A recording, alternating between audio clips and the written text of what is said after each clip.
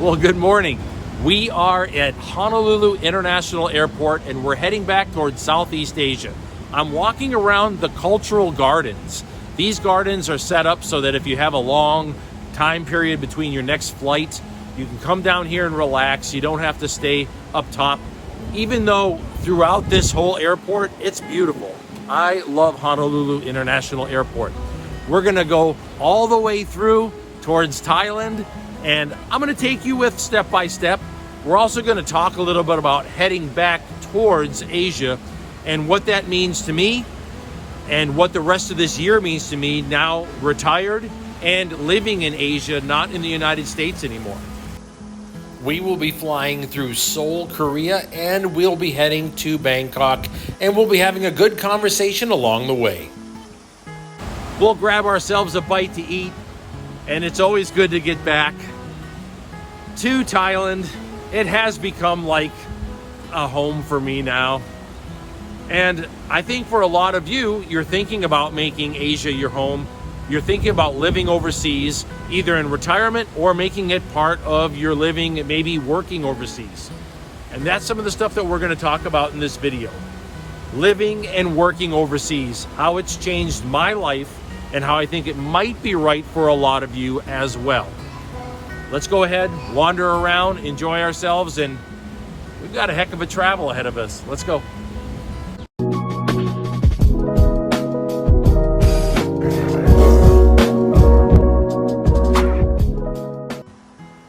This year is all about the shift to actually living full-time in Asia. One of the things that I love about coming through Honolulu Airport is that if you have a layover like this, or if you find yourself like an hour or so early, you can come down to the cultural gardens and just relax here. You don't have to stay up by the gates or worry about finding a place to go sit down or a coffee shop. You can come right here. Beautiful place to relax.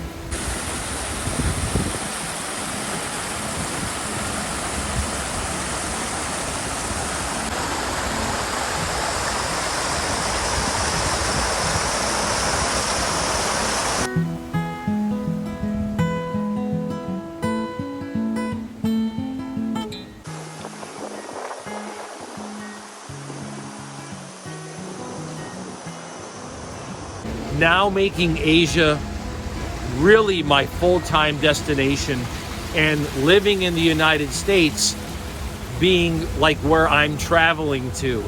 Just the opposite as the rest of my lifetime as an adult and even as a child. Now living in Asia as my full-time destination.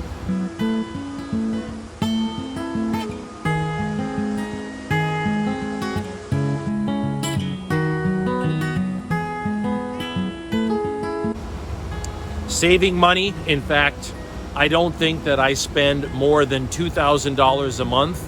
And I've really actually looked at, in some countries, I spend about $1,000 a month. That's a big part of what we're going to be talking about the rest of the year. I'm going to be talking to you about what it's costing me when I'm traveling in Southeast Asia. You're going to get breakdowns of what my housing costs are. You're going to find out what my food costs are. I'm going to be talking about healthcare.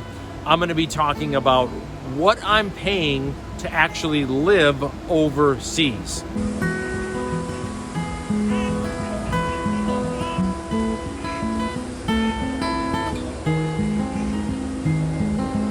It's not just about spending some time overseas, but actually traveling back to the United States for like Christmas or Thanksgiving and living the rest of my life overseas. It's a big change, and that's what we're starting this year.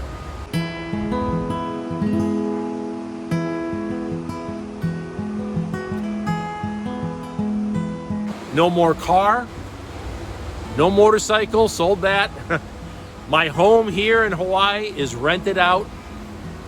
So I am literally leaving without any debt, without any storage. I've got the backpack on my back, and I'm ready to travel and enjoy the rest of the year in Southeast Asia. and it's exciting. This is also the first year that I'm doing my taxes for last year, 2023, with no W-2. I had no job last year. I traveled full time and made videos and just enjoyed my life and got better and better at full-time travel. That's a big part of what last year was about. And did not have any W-2 to report on my taxes. So it's gonna take probably about a month or so to get those all finished and back, and then I will talk to you about those. I'll talk about what my taxes look like 1 year of traveling without a job, but just living off my investments.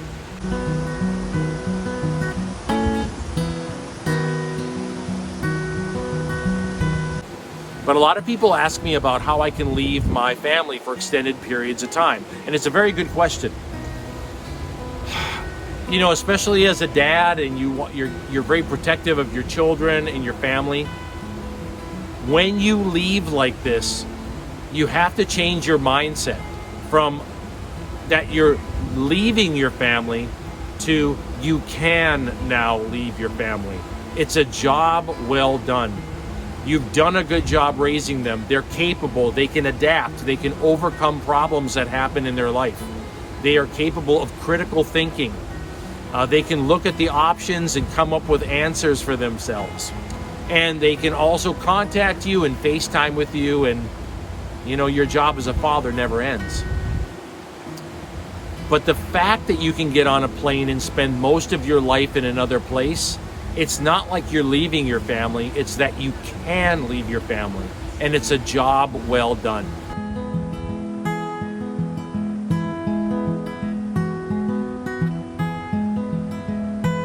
We're gonna head upstairs, we're gonna go grab our first flight, and we'll keep talking as we travel. We'll keep talking as we go through the different airports and make our way towards Thailand. I'm excited. It's been a good year. Let's go. I thought this was rather interesting. This is like a 3-dimensional scanner, and then you just touch your credit card and pay for the items. Very interesting.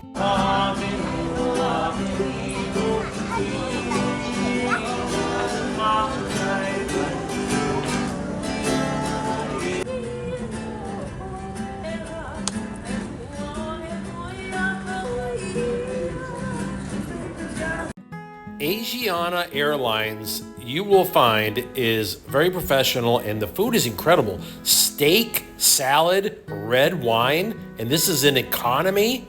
I was blown away. Full entertainment and ability to charge everything while you're flying. That's pretty good. Now we're at Incheon Airport, and I want to walk you around the facilities here. This place is incredible. I'm going to show you the facilities, and then I'll talk about what everything is. You know, you got all these lounges and internet cafes. There's a lot to see here.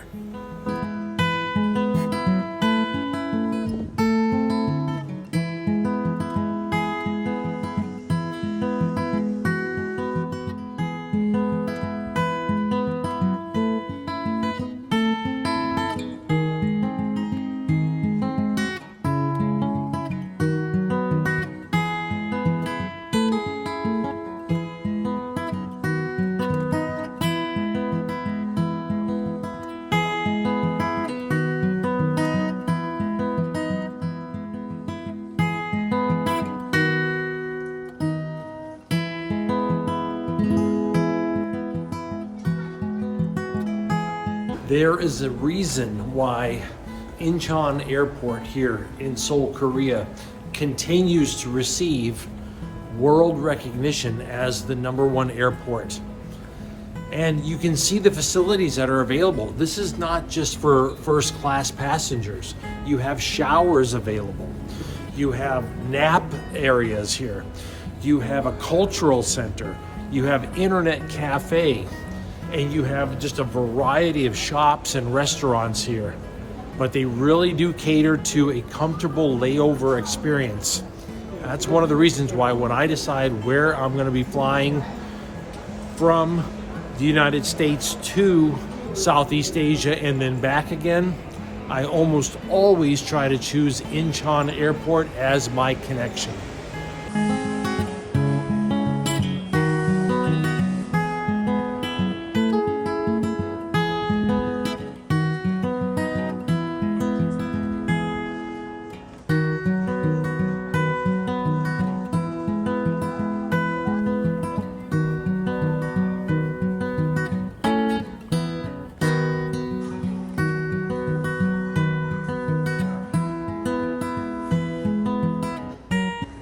And back to Bangkok. It feels great to be in Bangkok.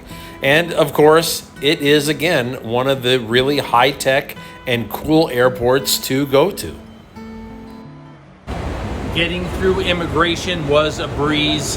Bangkok has done a great job. They doubled the amount of people that are working at the point of entry, so things go faster. There's less paperwork. You don't have to fill out that extra little document that you used to have to do. It's so smooth getting into Thailand now. It's another reason why I recommend it. Once I'm here, I go ahead and I cash a $100 bill so that I have some money in my pocket to get me to my first hotel and use a taxi cab. There is a food court at the airport, but I got in rather late today, so I don't even know if the food court would be open this time, but maybe a few of the shops would be. But yes, you do have things like this, these cool little capsules, and these capsule hotels cost about 2,000 baht, or about $60 American a night. These are the boxables. These are like a little bit larger, and they cost about 3,000, or actually $100 a night. Not cheap, but it gives you an option. Outside here, I grabbed one of the tickets for a taxi cab. Look at how beautiful this cab is. I love what you did. Oh my gosh. This is gorgeous.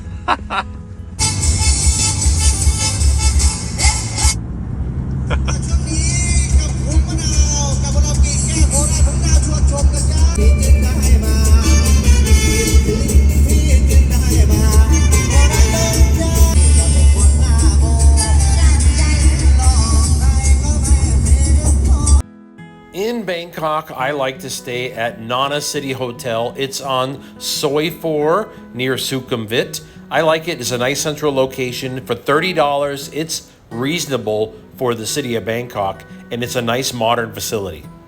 Whew. Let's go find a place to sit down here.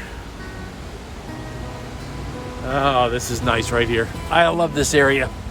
Look at these gardens. They're just beautiful. I appreciate you coming along with me during this video. It's been fun. It's been nice traveling. I'm traveling lighter than ever before. My backpack weighs hardly anything. I would say my backpack is maybe, I don't know, maybe 10 pounds at best. I got just a little bit of clothing in there, just a few things. I showed you how I packed for this trip. Super light. And it feels great. It feels like I'm really getting the full-time travel down pat, and I'm happy to bring it to you so that you understand better how I'm traveling light, how I'm traveling inexpensive, and living inexpensive overseas. Okay, we've got a lot more to see in Southeast Asia, and I'm glad you're coming along with me. Like and subscribe the video, and let's enjoy the rest of this year just traveling through Southeast Asia. We'll talk again soon, and aloha. I thought I was safe here in the mean streets of Bangkok, but he found me, the bloodthirsty mad dog of Bangkok. He was ready to tear out my jugular.